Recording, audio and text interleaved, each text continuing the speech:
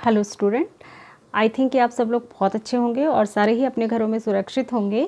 बेटा we are doing arithmetic progression और इसमें हमने 5.1 एंड 2 कर ली है, 5.3 रनिंग है जिसके कि 8 क्वेश्चन हमने डिस्कस कर लिए हैं और हम अब 9th क्वेश्चन पर आगे बढ़ रहे हैं। ठीक है, तो इसमें आप देखिए 9th क्वेश्चन मैंने इस पर वाइट बोर्ड पर लिख दिया है। आप इसको मैं आपके सामने पढ़ देती हूँ। If the sum of the first 7 terms of an AP is 49 and that of 17 term is 289 then find the sum of the first n terms. ठीक है, ये कह रहा है कि कोई AP है, यहाँ पर AP गिवन नहीं है लेकिन हमें दो रिलेशंस दिए हैं। तो ये कह रहा है कि AP के 7 टर्म्स को अगर हम सम करें तो उनका सम जो है वो 7 है और 17 टर्म्स को अगर हम सम करें तो उनका सम जो है वो 289 है। तो बताइए कि उसी AP के n टर्म्स का सम कितना होगा। ठीक है, उसी AP के n टर्म्स का सम कितना होगा, यानी कि हमको एक फॉर्मूला डेवलप करना है n टर्म्स के लिए। तो पहले जो हमको गिवन है उसको हम नोट डाउन कर लेते हैं और उसके बाद हम आगे बढ़ेंगे। ठीक है, तो आपको क्या क्या गिवन है? S7 सम ऑफ 7 टर्म्स, ये आपको 49 गिवन है। ठीक है, इसको अगर हम थोड़ा और अच्छे से लिखेंगे तो ये हो जाएगा 7 टर्म्स के लिए अगर हम फॉर्मूला लिखते हैं सम का तो क्या हो जाता है n/2 होता है ना। तो n यहाँ पे कितना है 7, ये जो लिखा है ये n ही है तो कितना हो जाएगा 7/2 और क्या होता है यहाँ होता है 2a हमें पता नहीं है, ऐसे लिख देंगे n-1 7 है n-1 इंटू डी और इक्वल्स टू कितना दिया 49। ठीक है, इसको आप थोड़ा सा सॉल्व कर लेंगे तो ये हो जाएगा 7/2 2a प्लस यहाँ पे आ जाएगा 7-1 6d। ठीक, इसी को पहले हमने सिंबल में लिखा फिर फॉर्मूले की फॉर्म में लिखा। ठीक है, इक्वल्स टू 49। यहाँ से आप 2, क्योंकि ये भी 2 से डिविजिबल है, ये भी तो 2 हम कॉमन ले सकते हैं बाहर, मैं ले लेती हूँ, इससे थोड़ा सा सिंपल हो जाएगा, क्वेश्चन सिंप्लीफाई हो जाएगा। 3d यहाँ पे बचेगा 2 बाहर आ गया तो a प्लस ये 2 से डिवाइड होकर 3d इक्वल्स टू 49। ये 2 से 2 कैंसिल और ये जो 7 है इसको आप उधर ले जाइए डिवाइड में, क्योंकि इसके साथ मल्टीप्लाई में है तो इक्वल टू के दूसरी तरफ ये डिवाइड में चला जाएगा। तो 7 जा 49, तो हमारे पास एक इक्वेशन आ जाएगी a plus 3d equals to 7। This is equation number 1। आप जल्दी से इसको नोट डाउन कर लीजिए। आई थिंक आप साथ साथ नोट कर रहे होंगे क्योंकि मैं इसको रब करूँगी फिर। तो ये हमारे पास एक इक्वेशन आ गई a plus 3d equals to 7। तो इसको मैं अब यहाँ पे नोट कर देती हूँ। तो इक्वेशन हमारी जो आई वो थी a plus 3d equals to 7। ये हमारा जो फर्स्ट रिलेशन दिया था उससे हमारे पास एक इक्वेशन आ गई। दूसरा रिलेशन हमारे पास दिया है कि उसके जो 17 टर्म है, यानी कि जो S17 है उसकी वैल्यू 289 है। इसको दूसरे वर्ड्स में हम लिखेंगे तो इसको फॉर्मूले जो मैंने आपको बताया था कि जो फॉर्मूला होता है S निकालने का, तो S इक्वल्स टू होता है n/2 2a plus n-1 into D. ठीक है, तो इस फॉर्मूले में अगर हम इसको रख देंगे, ये फॉर्मूला यहाँ रखेंगे तो n/2 का मतलब हो जाएगा 17/2 2a हमें पता नहीं है, n-1 यानी कि 17-1 इंटू डी हमें नहीं पता है इक्वल्स टू 289। ठीक है, इसमें से भी आप वही करेंगे 17/2 यहाँ हो जाएगा 2a प्लस ये हो जाएगा 16d और इक्वल्स टू 289। ठीक है, यहाँ से आप 2 कॉमन निकाल लीजिए, इसमें से भी 2 से ये भी डिविजिबल है ये भी, तो ये हो जाएगा a plus 8d is equals to 289। 2 से 2 कैंसिल और इस 17 को आप जो है उधर ले जाके 289 के डिवाइड में ले जाएंगे और ये कैंसिल करके 17 ही आएगा, क्योंकि 289 जो होता है वो 17 का ही स्क्वायर होता है। ठीक है, तो यहाँ से हमें दूसरी इक्वेशन मिल गई a plus 8d equals to 17। इसको भी मैं लिख देती हूँ।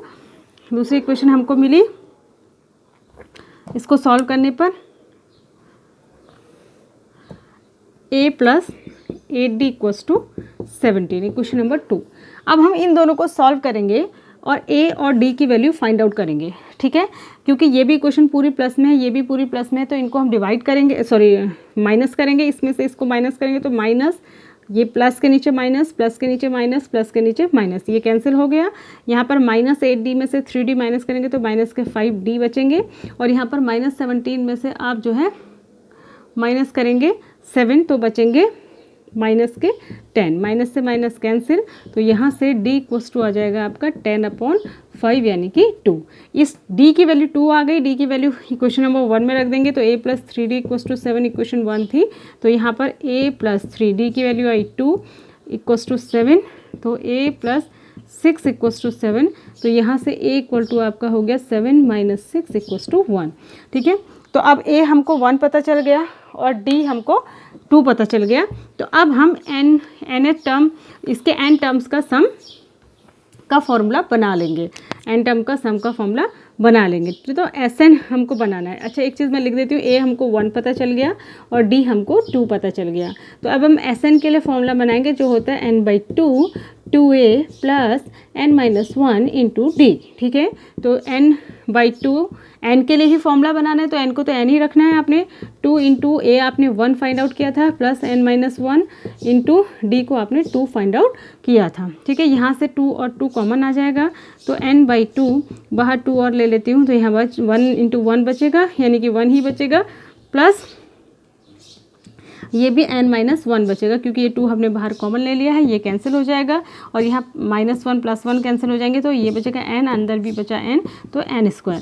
तो ये कह रहा है कि इसने बोला था क्वेश्चन में कि इसके n टर्म्स का सम कितना होगा, तो इसके n टर्म्स का सम जो होगा वो होगा n²। तो n² will be the answer. I think कि आप इसको समझे होंगे।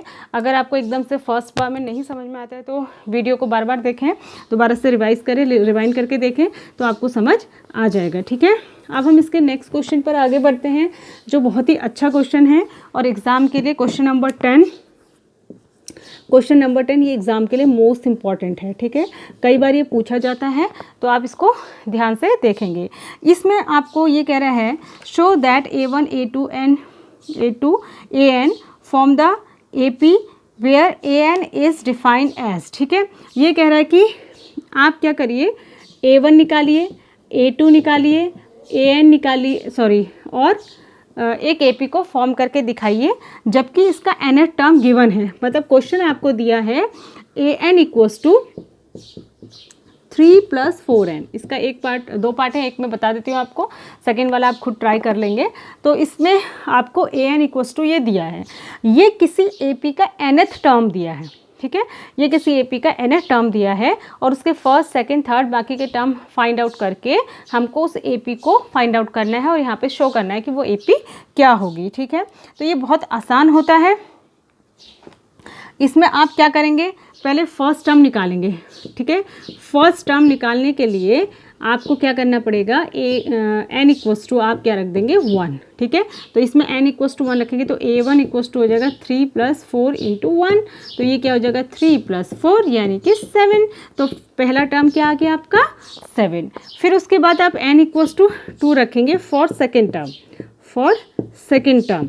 दूसरा टर्म हमको फाइंड करना है, तो इसी में आप n की जगह 2 रख देंगे। तो जब n की जगह 2 रखेंगे तो वो a2 हो जाएगा, यानी सेकेंड टर्म 3 + 4 × 2 यानी कि 3 + 8 यानी कि 11। ठीक है, इसी तरीके से थर्ड टर्म अगर आपको निकालना है इसी AP का, तो आप क्या लिखेंगे, n = इसी में, इस वाली इक्वेशन में ही n = 3 रख देंगे, तो क्या हो जाएगा a3, थर्ड टर्म की वैल्यू हो जाएगी 3 + 4 × 3 यानी कि 3 + 12 यानी कि 15। ठीक है, तो इस तरीके से आप इसका पहला, दूसरा, तीसरा टर्म निकाल लेंगे और आप जो है AP फॉर्म कर लेंगे।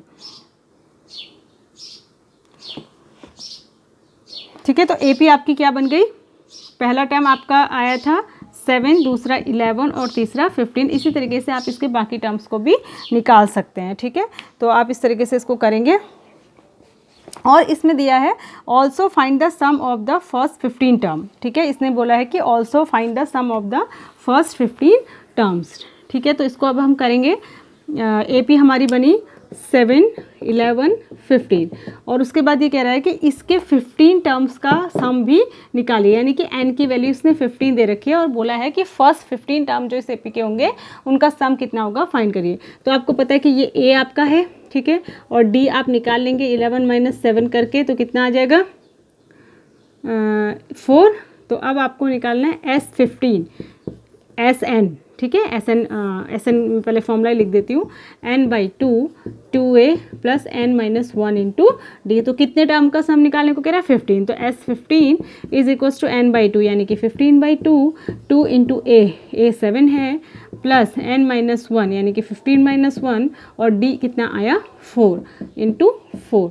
तो ये कितना हो जाएगा, S15 = 15/2, ये हो जाएगा 14, और प्लस ये हो जाएगा आपका 14, 56 हो जाएगा ये।